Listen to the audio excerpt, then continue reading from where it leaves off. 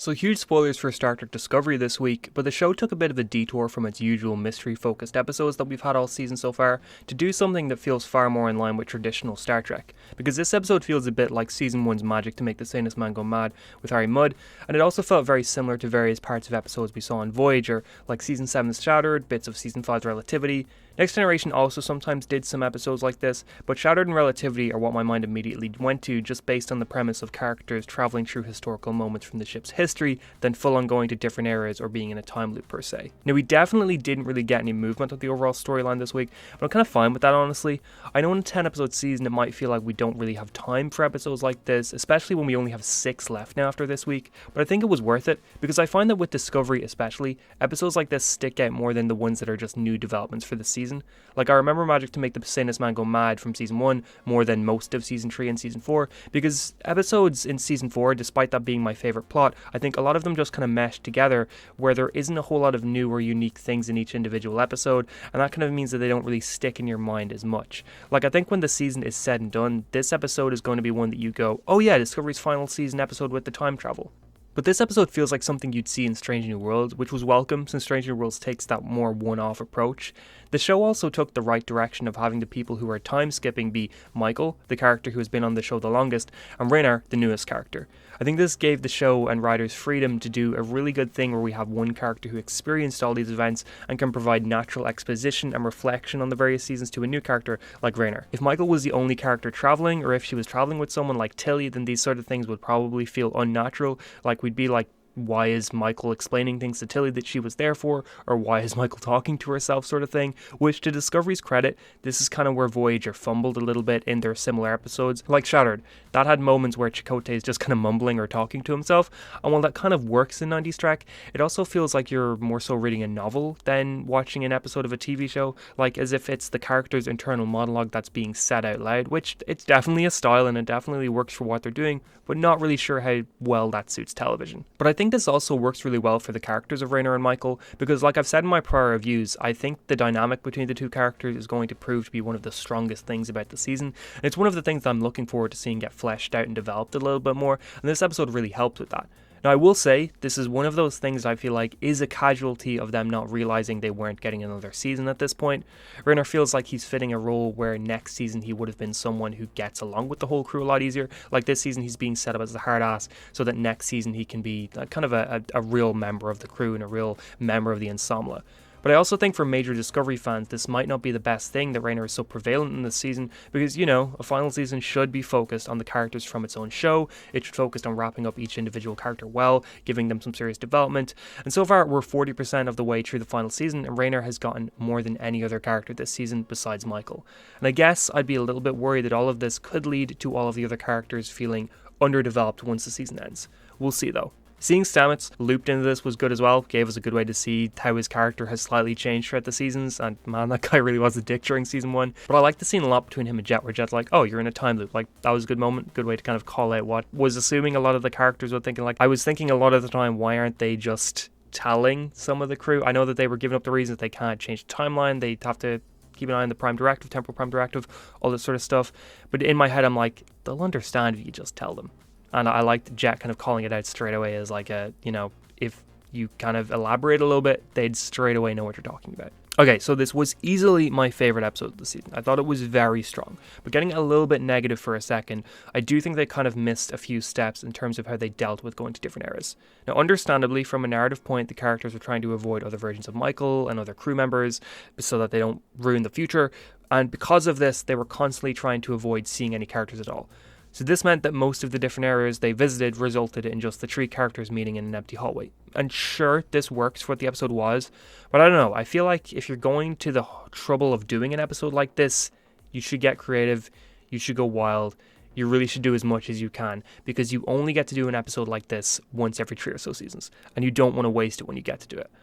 I was kind of, in my mind, complaining a lot because for the first 30 minutes, we'd been to Season 2 and Season 3 time periods like 3 times each, but no Season 1 time period. And this made sense in retrospect because the entire final 15 minutes of the episode were in Season 1.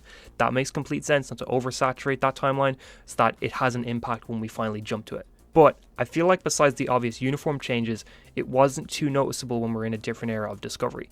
It feels like a lot of these eras just blend together. Like we have Michael name dropping things like Control or Osiris to tell us when we are, but I really think there should have been an attempt to get some of the big older characters back. Like having Jason Isaacs as Lorca there would immediately scream Season 1 era. Having Mount as Pike back would immediately scream Season 2. Having Georgiou would scream Season 3. Even Tyler, depending on the luck, would make you go, oh shit, we're in Season 1 kind of thing. I don't know if it was just scheduling or budget reasons, but I do have to hope that they did try and get some of these characters back, because I think it would have made a much bigger impact than Ariam. No offense towards Ariam, but I always did have a problem with how the show dealt with her character and wrote her off, and I just want to talk about that for a second. Now, Season 1 of Discovery had an obvious problem with its expanded cast. It was one of the main complaints about the season. If you weren't Michael or Lorca or Saru or Tyler or Tilly, the show didn't care about you and didn't think you deserved development. They didn't even go to the effort of really name dropping you that much. Now, they changed this in Season 2 immediately. With Pike coming on and finally shouting out people's names, this was an attempt to appease that part of the fanbase complaining that anyone from the other show's cast were immediately more noticeable and more memorable. I think like a good way to compare it to is Discovery did not feel like an ensemble for the first season. Discovery felt like Michael was the main character. Voyager, Next Generation, Deep Space Nine, sure, Picard, Cisco, Janeway, they're at the front and center of those shows, but at their core, those shows are ensembles. That you never get character development for Janeway at the expense of like Tom, you know? And I feel like Discovery unfortunately had that problem in Season 1 where you would get tons of development for Michael or Lorca at the expense of Tilly or Reese or any of the other ensemble characters. But even after Pike sort of started name dropping people, there were still a few issues. Like, despite these name drops, there wasn't actually much of an attempt to develop these characters. We'd get exposition drops about their pasts, but in terms of actually getting into who these characters were, there was nothing. Ariam's final episode in Season 2 rolled around, and it was the first episode that actually tried to develop her character in any meaningful way, or make her even stand out. I remember when the episode aired and the big consensus from a lot of people was, okay, why is the show trying to make me care and be emotional about a character who I didn't even know the name of until 3 episodes ago? And that is a very valid point. The show only bothered to develop Ariam so that they could kill her off. They wanted the emotional payoff while rushing through it. And I think bringing in Ariam here tries to play off of that same thing. A character from the early seasons who barely got any time, and the show now again wants you to feel emotional about what Michael's telling her, but the show never really made an attempt to develop her in any meaningful way, so it feels a little bit rushed. Vice versa, I feel like because of the time we spent on characters like Lorca or Pike or Philippa or even Tyler, any of them in Ariam's place would work better and feel like it's complementing Michael's journey as a character much better. But again, that's just my opinion. But also, once again, calling back to Voyager Shattered, I think it does that very well. They bring back Seska, who we'd seen a lot during Seasons 1 and 2 and was very integral to Chakotay. They bring back the Borg version of 7 of 9. We get adult Naomi and Egypt. Like, there's a real connection to the history of Voyager in that episode. And I do feel like this episode of Discovery maybe didn't feel like there's much of a connection to the other seasons of Discovery as much as there should be. Like, maybe they could have gone a lot further in certain areas. In terms of the interactions with past Michael, I feel a little conflicted. I feel like current Michael knocking out past Michael and then just monologuing to her unconscious body about how far they've both come was a little bit too forced and a little bit on the nose. Did not really feel too natural to me in terms of it happening like that. But then the Rayner scene later on where he talks her down amazingly works really well and might have been the best scene in the episode. I thought for both characters that was a really well written way to handle that situation.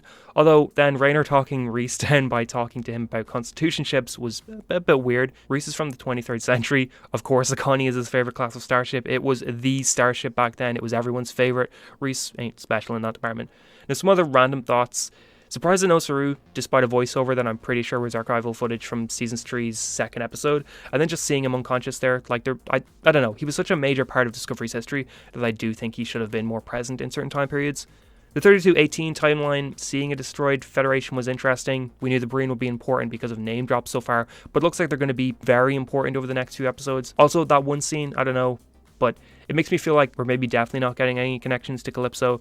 It's been something that we've been talking about for years, but I think a good way to confirm Calypso in that time jump would have been to have the ship end up in a place where Kraft finds it or something like that, but I'm guessing that that's not the direction the season's ending. We got a Krenim chronophage name drop, which was awesome. Really cool reference to the species from Voyager's Year of Hell. Really like that. Even saw what looked like a more alien Krenim at the beginning of the episode. That was really cool connection to Voyager there. I love that. Speaking of the beginning of that episode though, something I personally felt was a little bit stupid and was probably an editing oversight is that the episode starts with a 15 hours earlier tag and then the very next scene starts with today. 15 hours earlier isn't what you say when you're cutting to today. I mean, 15 hours earlier could still be today. I think they probably meant to either say now, or what they should have done in my opinion is have the discovery scene just start with 15 hours later and not bother with the earlier tag. I don't know, that felt weird to me, but it's also something not worth complaining about, just something I noticed. But slight potential spoilers for the next few episodes of Discovery, but that trailer for the rest of the season that we saw at the end of episode 2 had some really interesting things in it involving the Mirror Universe and what seems to be an alternate Constitution class ship, maybe the ISS Enterprise. Now part of me is wondering if the reason they left Lorca and Pike out of this episode is because they may be back in a Mirror Universe capacity over the next few episodes.